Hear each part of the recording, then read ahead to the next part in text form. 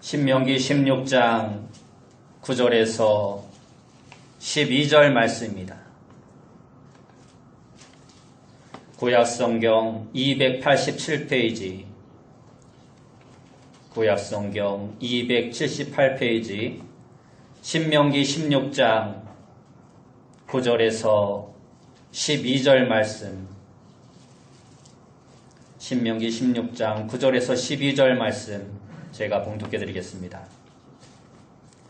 7주를 셀지니 곡식에 낫을 대는 첫날부터 7주를 세어 내 하나님 여호와 앞에 77절을 지키되 내 하나님 여호와께서 내게 복을 주신 대로 내 힘을 헤아려 자원하는 예물을 드리고 너와 내 자녀와 노비와 내 성중에 있는 레위인과 및 너희 중에 있는 객과 고아와 과부가 함께 내 하나님 여호와께서 자기의 이름을 두시려고 택한 곳에서 내 하나님 여호와 앞에서 즐거워할지니라.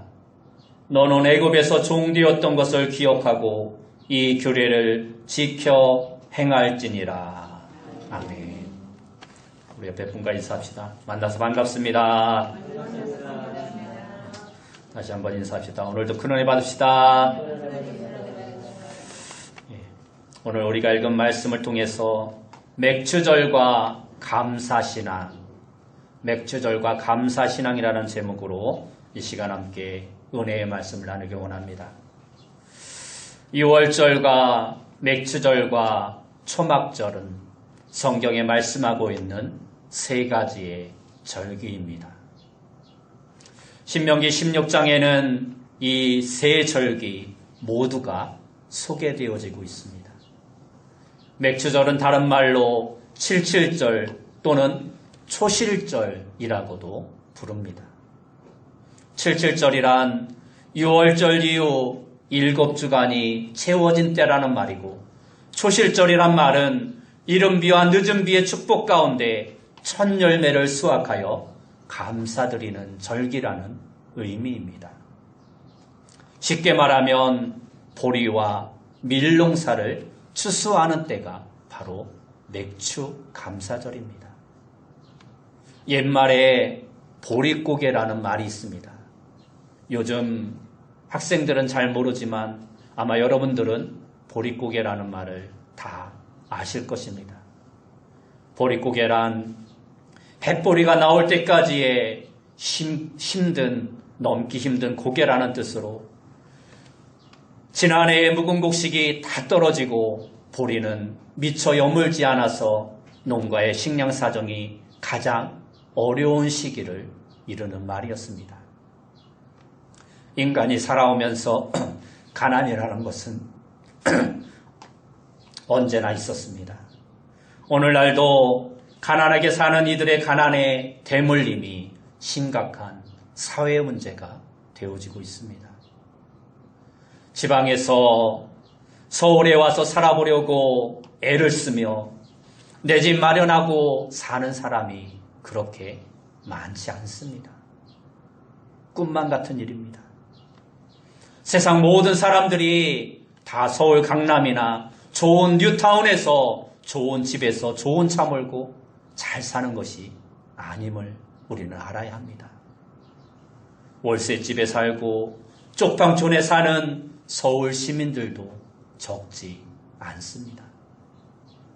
먹고 입고 사는 모든 것이 거저 주어지는 것이 아닙니다. 의식주의 문제를 해결하기 위해서 얼마나 많은 사람들이 이리 뛰고 저리 뛰며 살아가는지 모릅니다. 그러므로 우리는 자신에게 주어진 것에 감사하는 마음이 없다면 이 험한 세상을 살아가기 힘든 것입니다.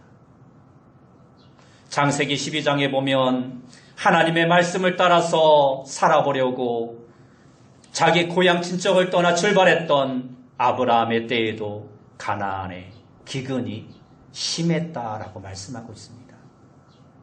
그래서 아브라함은 아내 사라와 함께 그 기간을 피하려 애굽에까지 내려갔다가 오히려 더욱 큰 어려움을 겪기도 합니다. 바로 임금의 때에는 애굽에 7년 동안의 극심한 흉년이 든 때도 있었습니다. 그 당시 애굽의 총리는 아브라함의 증손자로 애굽의 노예 생활 중에 출세한 요셉이라는 인물이었습니다. 사사시대 말기에도 이스라엘 백성들의 생활 중에 기근이 극심하였다라고 말씀하고 있습니다. 룻기 시대의 배경 또한 기근이 심한 때였습니다. 룻기의 첫 구절을 보면 사사들이 7일이 하던 때에 그 땅에 흉년이 드니라 하고 말씀하고 있습니다. 이처럼 흉년이 들고 기근이 찾아드는 것은 심각한 삶의 위기가 아닐 수 없습니다.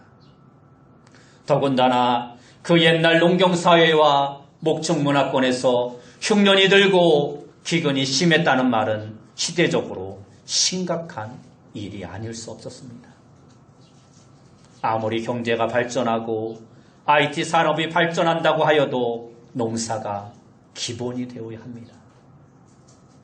바다와 논과 밭과 산에서 나는 먹을거리가 풍부하지 않으면 모든 것이 힘들어지는 것입니다.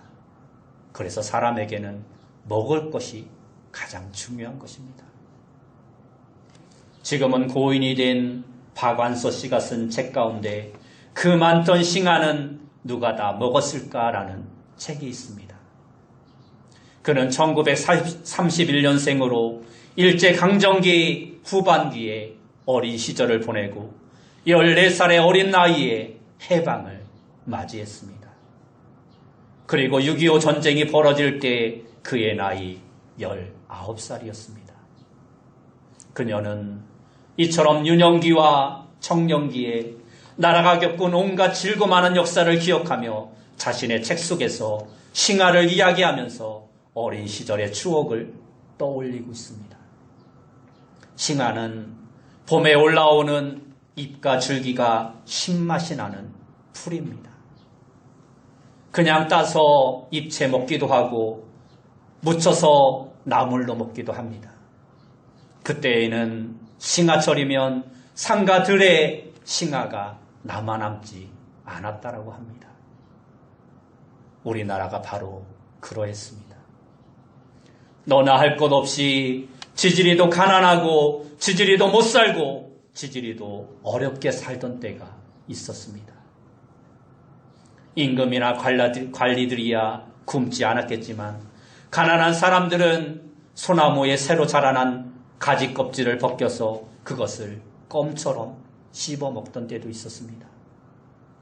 빨갛게 익은 산딸기, 벚나무의 열매인 벚지, 뽕나무의 오디를 모두 훑어먹고 개복숭아에 맛도 없는 그 털복숭아도 다 따서 먹던, 그리고 겨울이 지나 해변기에는 직뿌리를 부지런히 캐먹던 그러한 가난한 시절이 우리 민족에게 있었습니다. 이처럼 사람들이 먹고 살기 바쁜데 하나님께서는 왜 절기를 지키라고 말씀하고 있을까요? 6월절이 무엇입니까? 6월절은 이스라엘 백성들의 출애굽을, 다시 말하면 해방을 기념하는 절기입니다. 하나님이 호렙산에서 모세를 부르셔서 애굽의 바로왕 앞으로 그를 보내셨습니다. 그리고 10가지 재앙을 통해 애굽과 바로왕을 심판하셨습니다. 그리고 정하신 날 밤에 히브리 백성들을 홍해 건너 광야로 이끌어내셨습니다. 하나님이 그렇게 하신 것입니다. 그래서 6월절을 맞이하는 무교절 기간 동안 이스라엘 백성들은 엿새 동안 누룩이 들어가지 않은 무교병의 떡을 먹어야 했습니다. 신명기 16장 4절에 보면 그 무교병을 고난의 떡이라 말씀하고 있습니다. 사실 빵이란 것이 이스트, 다시 말해서 누룩이 들어가서 발효된 빵이야 맛있지만 누룩이 없이 반죽하고 구워낸 빵은 딱딱하고 맛이 없습니다. 그런데 하나님은 매해 6월절이 되면 누룩 없이 만든 무교병에 빵을 먹고 쓴 나물을 그것과 함께 먹으라고 말씀하였습니다. 그리고 선조들 때 겪었던 6월절의 경험을 이야기하며 소와 양을 잡고 하나님 앞에 제사를 드리라고 말씀하였습니다. 해마다 무교별을 지키고 6월절을 지키며 6월절이 무엇인지를 후손들에게 말하고 가르치라는 의미입니다. 뿐만 아니라 때가 되면 절기를 따라 맥주절을 또한 지키라고 말씀하였습니다.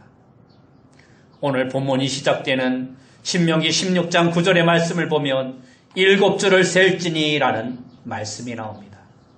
이 말씀은 해마다 6월절이 되면 그 둘째 날에 보리단에 낫을 대서 그 철 열매를 수확하여 하나님 앞에 제단에 드렸는데 그로부터 7주를 세워서 드리는 절기가 77절, 즉 초실절인 맥주 감사절이었습니다. 이것은 해마다 때가 되어 열매를 주시는 것이 하나님의 축복이지 인간의 수고와 노력만으로 되어지는 일이 아니므로 항상 하나님께 감사하며 살아야 함을 우리에게 기억하라는 말씀입니다. 올해는 코로나 사태로 말미암아 어떻게 지내는지도 모르게 벌써 한 해 절반이 지나갔습니다. 아직도 코로나 사태가 종식되지 않고 끊임없이 확진자가 나오고 있습니다. 더군다나 교회를 중심으로 확진자가 늘어나면서 교회에 많은 이야기가 있습니다. 거리두기의 생활화로 사람들 만나는 것도 힘들고 모든 생활과 삶에 제한이 따르고 힘들고 어려운 가운데 하루하루를 살아가고 있습니다. 그러나 이러한 상황 가운데서도 우리는 감사하는 자가 되어야 합니다. 감사는 인간만이 할 수 있는 것입니다. 새나 물고기나 짐승이나 동물은 감사를 모릅니다. 기쁨과 감사와 기도의 영역이 모두 다 마찬가지입니다.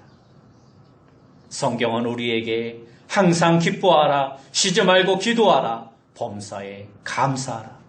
이는 그리스도 예수 안에서 너희를 향하신 하나님의 뜻이다라고 말씀하고 있습니다. 사도 바울은 남다른 고난의 삶을 살았던 인물이었습니다. 다메섹에서 예수님으로부터 부르심을 받는 체험을 한 후로 그는 이방 선교에 앞장서는 고난의 사도가 되었습니다.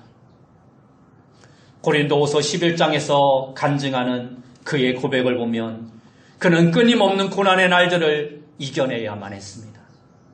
그러나 늘 그의 마음 깊은 곳에는 감사하는 신앙이 자리 잡고 있었습니다.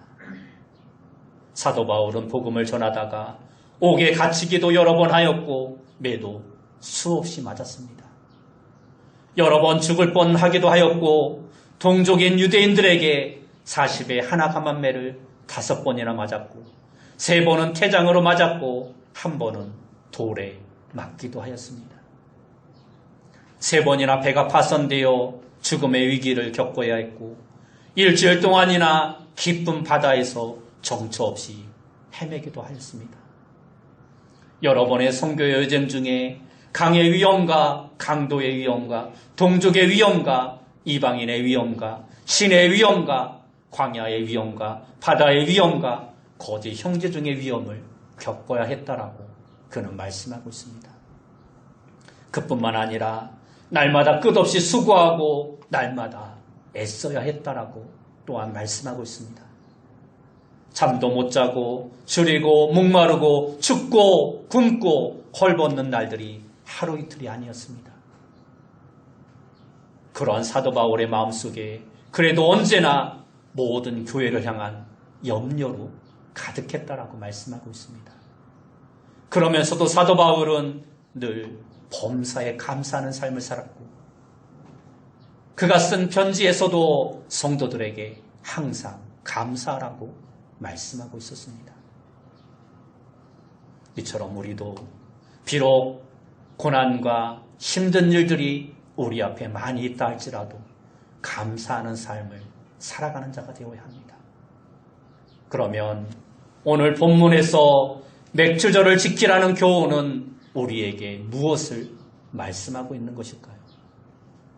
첫째는 하나님 여호와께서 복을 주신 대로 감사하라고 말씀하고 있습니다. 오늘 본문 10절 말씀을 보면 내 하나님 여호와께서 내게 복을 주신 대로라고 말씀하고 있습니다. 이 말씀은 유월절을 맞고 77절인 맥주절을 맞고 수장절인 초막절을 맞을 때마다 하나님께서 우리에게 주신 복을 헤아리고 기억하라는 말씀입니다. 우리는 각 사람마다 각자가 받은 복이 서로 다 다릅니다. 각 사람이 가만히 자신을 생각해 보면 하나님이 나에게 주신 나만의 복이 누구나 있기 마련인 것입니다. 어떤 이들은 불면증으로 매일 잠을 자지 못해 고생을 합니다.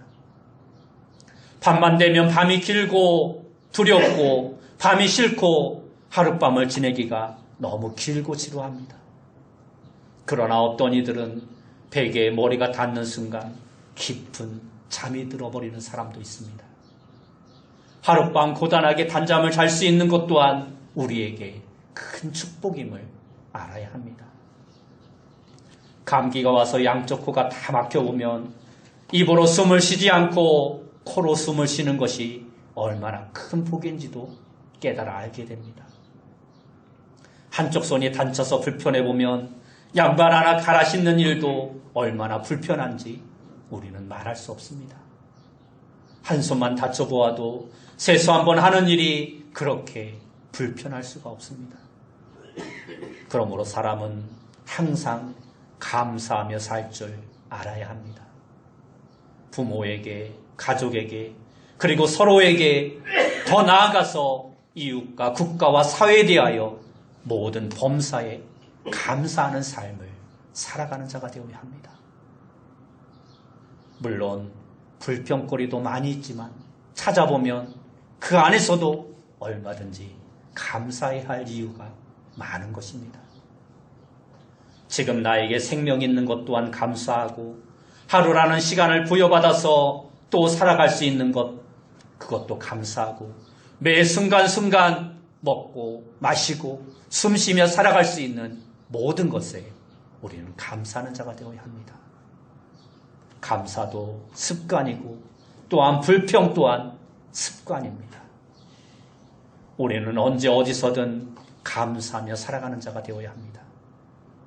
코로나가 전염성이 강하듯이 감사도 전염성이 강하고 불평 또한 전염성이 강한 힘을 가지고 있습니다. 애굽에 발가벗겨진 채 노예로 팔려갔던 요셉이 자기 신세와 운명의 불평과 원망과 탄식과 저주의 삶으로 자포자기하고 살아갔다면 그가 어떻게 감히 애굽의 총리가 될 수 있었겠습니까? 또한 룻이 시어머니 나오미의 손을 잡고 낯설은 이스라엘 베들레헴의 마을에 도착해서 얼굴을 가리고 보리 이삭, 밀 이삭을 주워다가 한 끼니의 떡을 구워 먹고 사는 처지를 원망과 불평했다면 그가 보아스의 마음에 드는 아름다운 여인이 되지 못했을 것입니다. 주전 586년 유다가 망하고 예루살렘이 다 불바다가 다니엘과 사드락, 메삭, 아벳느고가 바벨론에 끌려간 포로의 땅에서 자신들의 신세 타령이나 하며 되는 대로 먹고 살았다면 풀목불에서 살아나고 사jak을 속에서 살아나는 그러한 기적의 주인공이 될 수 없었을 것입니다. 그들이 그렇게 건짐을 받을 수 있었던 기적의 배후에는 그리하지 아니하실지라도라는 하나님 안에서의 절대적인 신뢰와 감사와 기쁨의 삶을 살아갔던 믿음이 그들에게 있었기 때문에 그러한 일들이 가능했던 것입니다. 그들처럼 오늘 우리에게도 감사하는 삶이 있어야 합니다. 오늘 우리도 하나님이 나에게 그리고 나의 가정에 복을 주신 대로 감사하고 내가 받을 복만큼 감사하는 삶을 살아가는 자가 되어야 합니다.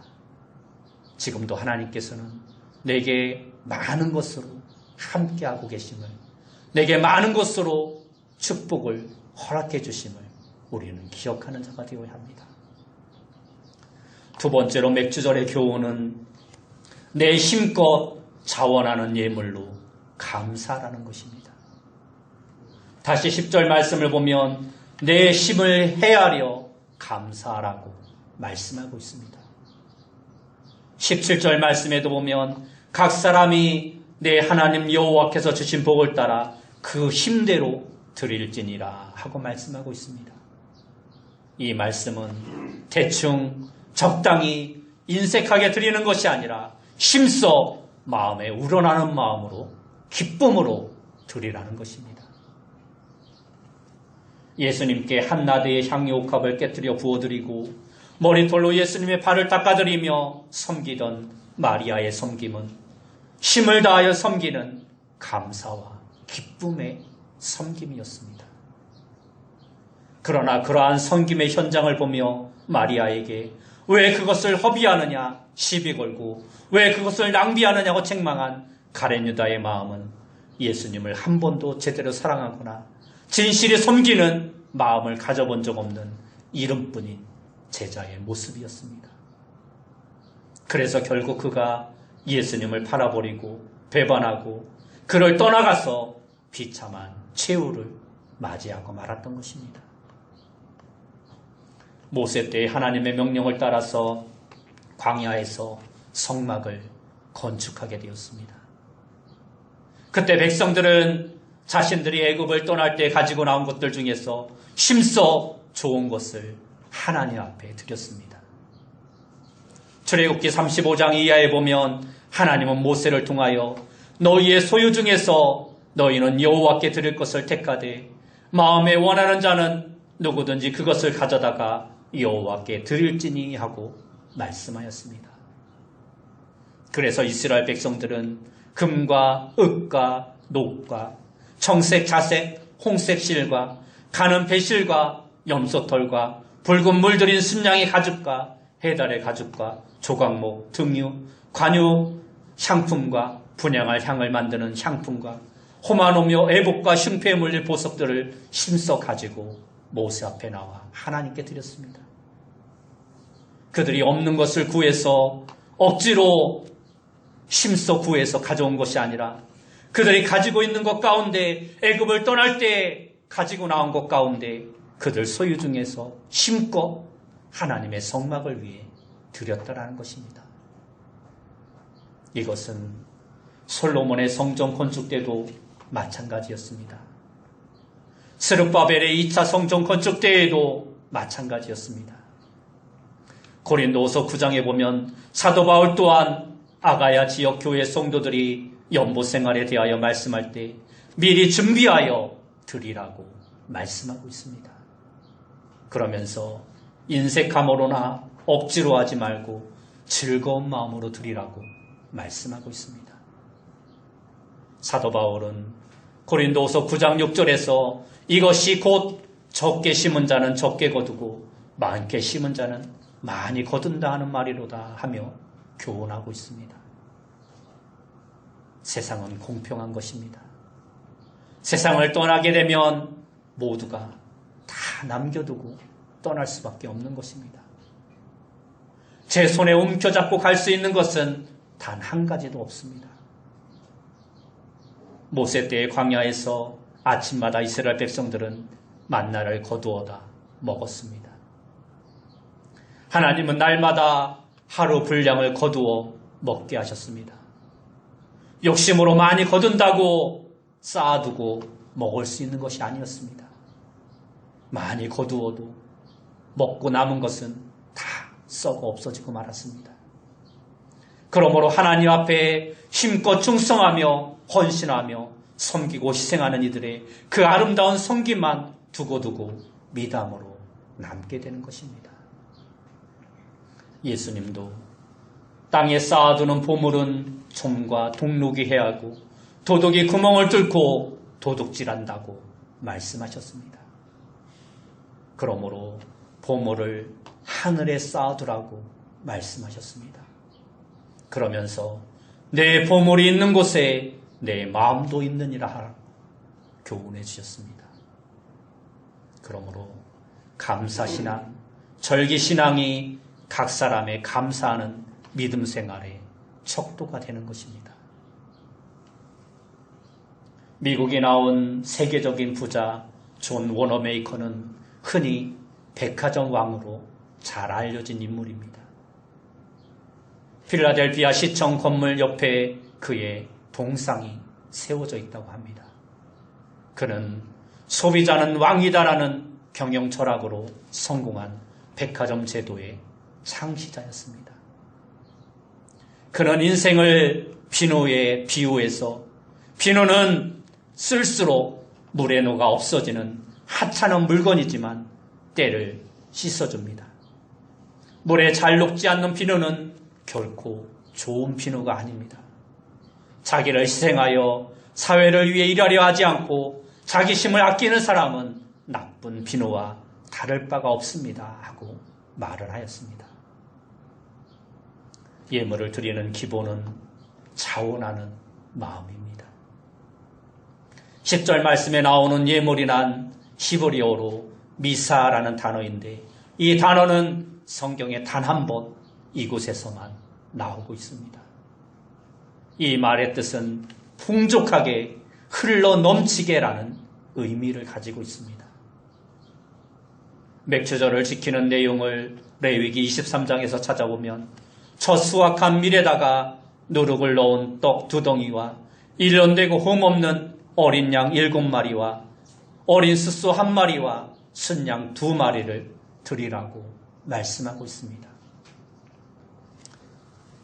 이 말씀은 아끼지 말고 자원하는 마음으로 풍성하게 기쁨으로 예물을 드리라는 말씀입니다. 마지막 세 번째 맥주절의 교훈은 하나님께서 택하신 곳에서 즐겁고 감사하는 마음으로 드리라는 것입니다. 오늘 본문 11절 말씀을 보면 너와 내 자녀와 노비와 내 성중에 있는 레위인과 및 너희 중에 있는 객과 고아와 가부와 함께 내 하나님 여호와께서 자기 이름을 두시려고 택하신 곳에서 내 하나님 여호와 앞에서 즐거워할지니라 하고 말씀하고 있습니다. 맥주절을 지키되 모든 가족과 노비와 성 안에 거하는 나그네와 고아와 과부와 레위인들이 다 같이 함께 택하신 곳에 모여서 감사함으로 즐겁게 지키라고 말씀하였습니다. 여기서 내 하나님 여호와께서 택하신 곳이란 신명기 16장 7절과 11절과 16절에서도 반복하여 강조하고 있는 말씀입니다. 하나님은 유월절과 맥주절과 초막절을 지키되 모두 택하신 곳에서 지키라고 말씀하고 있습니다. 여기서 택하신 곳이란 모세 때에는 광야의 성막, 솔로몬 때에는 그가 지은 성전, 그리고 스룹바벨 시대에 다시 지은 성전을 말씀하며 오늘 우리에게는 바로 이곳, 우리가 예배드리는 예배당의 바로 택하신 곳이요 즐겁게 절기를 지킬 수 있는 하나님의 거룩한 집인 것입니다. 우리는 이곳 하나님의 집을 하나님께서 택하신 집이요 우리 각 사람의 영혼에 즐거움을 누리는 집으로 아름답게 세워나가는 자가 되어야 합니다. 그 모든 것은 우리 각 사람 한 사람의 몫입니다. 건물과 돌과 벽돌로 비록 건물이 지어졌지만 이것은 단순한 건물이 아니라 하나님의 택하신 거룩한 성전입니다. 그러므로 이곳 예배당에서 예배하는 우리 각 사람은 언제나 항상 즐거움으로 절기를 지키고 즐거움으로 예배하고 즐거움으로 새벽과 밤중에라도 예배 시간마다 여호와의 집에 기쁨으로 나아오는 우리의 삶이 되어야 합니다. 억지로 어쩔 수 없어서 나오는 것이 아니라 하나님과의 만남이 기쁨이고 즐거움이고 잔치고 축제의 삶이 되어야 하는 것입니다. 12절 말씀을 보면 너는 애굽에서 종되었던 것을 기억하고 이 규례를 지켜 행할지니라 하고 말씀하고 있습니다. 다시 말해서 지금 우리가 누리고 있는 이 모든 것이 하나님의 은혜임을 기억하라는 것입니다. 하나님께서 우리에게 아무것도 해주신 것이 없는데 무조건 절기를 지키고 예물을 드리고 감사하라고 말씀하는 것이 아닙니다. 애굽의 포로 생활을 하며 종노릇하며 힘들고 어렵고 고통 가운데 있는 그들을 해방하여 주시고 그들에게 늘 좋은 것을 허락해 주시고 그들을 축복의 땅으로 인도해 주신 그 하나님의 은혜와 그 하나님의 축복을 감사하면서 기쁜 마음으로 자원하는 마음으로 너희가 힘써 받은 것 중에서 기쁨으로 드리라는 주님은 말씀하고 있는 것입니다. 그러므로 우리는 우리의 시간과 우리의 물질과 우리의 수고와 땀과 눈물과 헌신과 섬김의 희생을 드려서 즐거운 마음으로 하나님께서 택하신 성전에서 기쁜 마음으로 우리의 영과 혼과 육의 힘을 다하여 하나님 앞에 온전한 마음으로 주님이 기뻐하시는 예배를 드리는 자가 되어야 합니다. 시편 134편을 보면 이렇게 고백하고 있습니다. 보라, 밤에 여호와의 성전에 서 있는 여호와의 모든 종들아, 여호와를 송축하라. 성소를 향하여 너희 손을 들고 여호와를 송축하라. 천지를 지으신 여호와께서 시온에서 내게 복을 주실지어다 말씀하고 있습니다. 이처럼 우리도 하나님께서 우리에게 베푸신 은혜를 생각하며 하나님이 정하신 거룩한 성전에 모여 기쁨으로 예배하며 주께서 우리에게 주신 것들을 감사하며 예배할 수 있는 그러한 자가 되어야 합니다. 오늘 맥주 감사주의를 맞이하여 비록 코로나로 인하여 힘들고 어려운 상황이지만 그래도 하나님께서 우리에게 올 한 해의 절반 가운데 베푸신 은혜를 생각하며 주님이 주신 것으로 기뻐 힘써드리며 날마다 주님의 택한 곳에서 모여 예배하며 하나님께 영광을 올려드릴 수 있는 귀한 성도님들이 다 되시길 예수님의 이름으로 축원합니다. 함께 기도하겠습니다. 사랑하는 주님, 벌써 2020년의 한 해의 절반이 지나갔습니다. 올 한 해의 절반도 하나님께서 우리에게 주신 은혜를 생각하며 남은 한 해 동안도 우리와 함께하고 우리에게 늘 좋은 것을 주실 것을 믿고 감사하는 마음으로 하나님 앞에 감사하는 자 되어줄 수 있도록 인도하여 주옵소서. 우리 안에 불평과 원망과 불평이 사라지게 하시고 늘 감사하는 마음으로 살아갈 수 있는 우리 모든 성도님들 다 되어줄 수 있도록 인도하여 주옵소서. 예수님의 이름으로 기도드리옵나이다.